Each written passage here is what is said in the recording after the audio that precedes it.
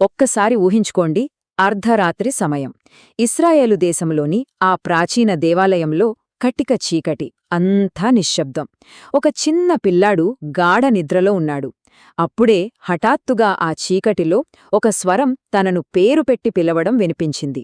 అది ఏం మనిషి స్వరమో కాదు, సాక్షాత్తూ ఆ దేవుని స్వరం. అసలొక చిన్న పిల్లాడితో దేవుడు స్వయంగా మాట్లాడటం, ఆ తర్వాత ఆ పిల్లాడు ఒక గొప్ప దేశానికి దారి చూపించే నాయకుడిగా మారడం వినడానికెంత ఆశ్చర్యంగా ఉంది కదూ! మనం ఈనాటి విశ్లేషణలో అద్భుతమైన ఈ కథలోని అసలు రహస్యాలను, ఆసక్తికరమైన విషయాలను వివరంగా తెలుసుకుందాం. సరే, అయితే ఈ అర్ధరాత్రి అద్భుతం జరగడానికి ఎన్నో ఏళ్ల ముందే అసలు కథ ఒక తల్లి ఆవేదనతో మొదలవుతుంది.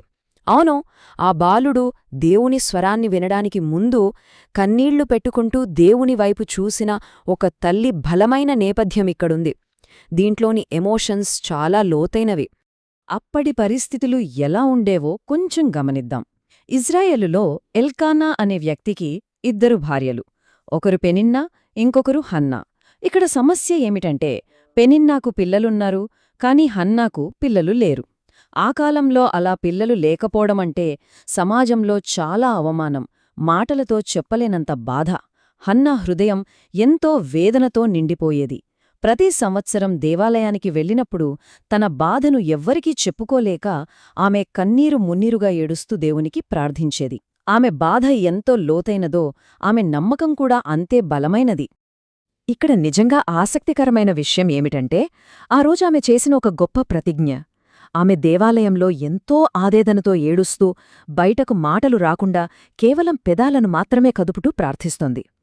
అప్పుడు అక్కడే ఉన్న ప్రధాన యాజకుడు ఏలీ ఆమెను చూసి ఏమనుకున్నాడంటే, పాపం ఈవిడ మద్యంమత్తులో ఉండేమో అని పొరబడ్డాడు.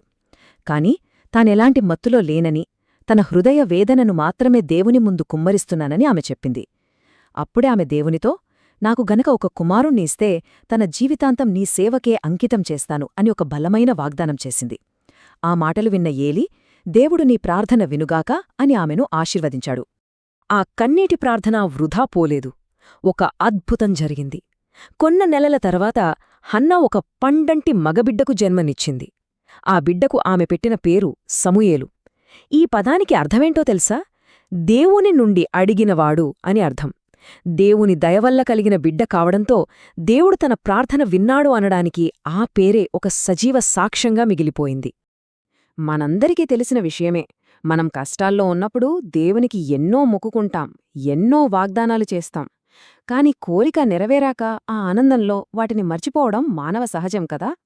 కాని ఇక్కడ అత్యంత కీలకమైన విషయం ఏమిటంటే, దేవునికి ఇచ్చిన పవిత్రమైన మాటను నిలబెట్టుకోవడం. ఎన్నో ఏళ్లుగా ఎదురుచూసి కన్న బిడ్డను దేవునికిచ్చేయడమంటే చిన్న విషయం కాదు. కాని హన్నా తన మాటను ఏమాత్రం మర్చిపోలేదు. ఆమె తన వాగ్దానాన్ని ఎంత పక్కాగా నెరవేర్చిందో చూడండి. సమూయేలు పుట్టి, పాలు విడిచి కొంచెం పెద్దవాడైన తర్వాత ఒక తల్లిగా తన మమకారాన్ని మొత్తంగా పక్కన పెట్టేసింది. ఆ బాలుడిని నేరుగా దేవాలయానికి తీసుకువెళ్ళింది. ఈ బిడ్డ దేవుని వరం కాబట్టి దేవుని సేవలోనే ఉండాలి అని చెప్పి యాజకుడి ఏలివద్ద ఆ చిన్నారిని విడిచిపెట్టింది.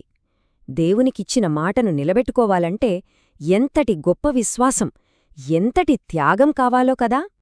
అలా ఆ చిన్న వయసులోనే సమూయేలు దేవాలయంలో పెరుగుతూ దేవుని సేవ చేయడం ప్రారంభించాడు. సరే, ఇప్పుడు మళ్ళీ మన కథ మొదట్లోకి, ఆ అర్ధరాత్రి సంఘటనకు వెళ్దాం. దేవాలయంలో సమూయేలు ప్రశాంతంగా నిద్రిస్తున్నాడు. అప్పుడే ఆ నిశ్శబ్దాన్ని ఛేదిస్తూ ఒక స్వరం, సమూయేలా, సమూయేలా అని ఆ బాలుడి పేరు పెట్టి పిలిచింది. ఇక్కడొక చిన్న ట్విస్టుంది. ఈ పిలుపు ఒక్కసారి కాదు, సరిగ్గా 3 సార్లు జరిగింది. పాపం ఆ చిన్న పిల్లాడికి ఆ స్వరం ఎవరిదో తెలియక తనను ఏలీగారే పిలుస్తున్నారేమో అని ప్రతిసారీ నిద్రలేచి ఆయన దగ్గరకు పరిగెత్తాడు. అయ్యా, నన్ను పిలిచారా అని అడిగాడు. మొదటి 2 సార్లు ఏలీకి కూడా ఏం అర్థం కాలేదు. వెళ్ళి పడుకో అని పంపించేశాడు. కాని 3ఓసారి మాత్రం ఆ బాలుడిని పిలుస్తున్నది మరెవరో కాదు, సాక్షాత్తు దేవుడే అని ఆ అనుభవజ్ఞుడైన ఏలికి అర్థమైపోయింది. అప్పుడు ఏలి దేవుని స్వరాన్ని ఎలా స్వీకరించాలో ఆ బాలుడికి అద్భుతంగా గైడ్ చేశాడు. మళ్లీ ఆ స్వరం వినిపించినప్పుడు సమూయేలు ఎంతో వినయంగా, ప్రభువా, నీ సేవకుడు వింటున్నాడు అని సమాధానమిచ్చాడు.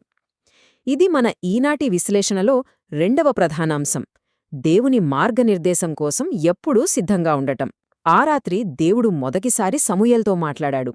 ఆ ఒక్క పిలుపుతో అతని జీవితం పూర్తిగా మారిపోయింది. మరి ఆ విధేయత అతని భవిష్యత్తును ఎలా మార్చిందో ఇప్పుడు చూద్దాం.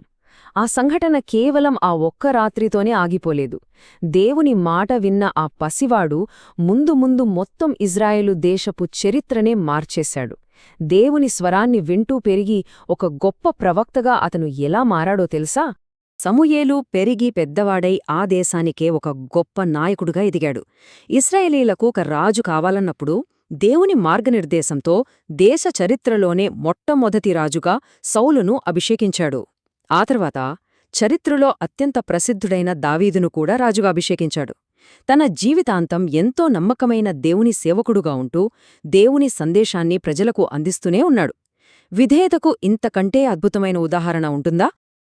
అయితే ఇదంతా ఏదో వేల సంవత్సరాల క్రితం జరిగిన ఒక పాత కథ అని మనం పక్కన పెట్టేయలేము. ఆధునిక కాలంలో మనం గడిపే బిజీ జీవితాలకు, మన దైనందిన వ్యవహారాలకు అవసరమైన ఎన్నో ప్రాక్టికల్ పాఠాలు ఇందులో దాగి ఉన్నాయి. అసలు ఈ చారిత్రక విశ్లేషణ మన నేటి జీవితానికి ఎలా అన్వయించుకోవచ్చో చూద్దాం. ఇందులో మనం నేర్చుకోవలసిన ప్రధాన ఆధ్యాత్మిక పాఠాలు ఇవే. మొదటిది, దేవుడు తన గొప్ప పనుల కోసం పెద్ద పెద్ద బలవంతుల్నే కాదు, చిన్నవారిని, వినయంగా ఉన్నవారిని వాడుకుంటాడు. రెండవది, రోజువారీ జీవితంలో దేవుని స్వరాన్ని వినడానికి సిద్ధంగా ఉండటం ఒక గొప్ప వరం. ఇక మూడవది, హన్నా జీవితం మనకు నేర్పినట్లు దేవునికిచ్చిన మాటను నిలబెట్టుకోవడం. హన్నా చేసిన త్యాగం, సమూయేలు చూపించిన ఆ విధేయత, ఇవి మన ఆధ్యాత్మిక ప్రయాణానికి పునాదులు లాంటివి. ఇక ముగింపుగా ఈ విశ్లేషణ మనందరినీ ఆలోచింపజేసే ఒక ముఖ్యమైన ప్రశ్నతో ముగుస్తుంది. ఈ ఉరుకుల పరుగుల జీవితంలో మన చుట్టూ ఎన్నో శబ్దాలు, ఎన్నో ఆకర్షణలు, ఇంకెన్నో పనులు ఉన్నాయి కదా.